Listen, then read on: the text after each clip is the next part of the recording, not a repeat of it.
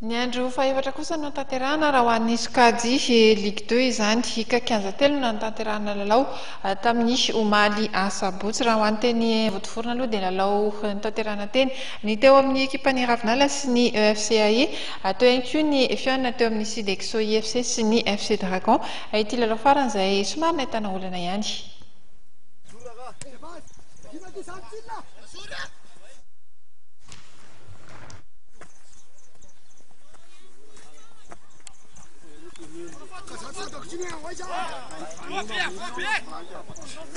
Mirta lufa.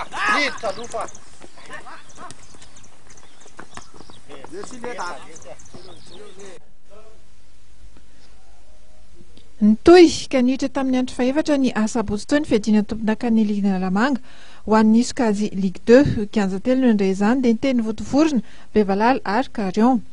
Raha ho an'ny lalao nataony teny votovorona aloha dia lavo ny ekipan'ny Ravinala tamin'ny isa telo ireny ekipan'ny FCI miakanjo mena ny ekipa nambodiny sotra nefa anoefa nitarika tamin'ny isa ray ohatra taorian'izay kosa dia nisaraka tamin'ny isa roa ny ekipan'ny Sidexo IFC sy ny Dragon FC samy nampiditra baolina roa avy an'ny ekipany tamin'izany Hikido sy Tolotra tamin'ny ankapobeny dia nanjaka ny ekipan'ny Dragon FC ny fionana na dia nanenjika nisa foana azy izy ireo.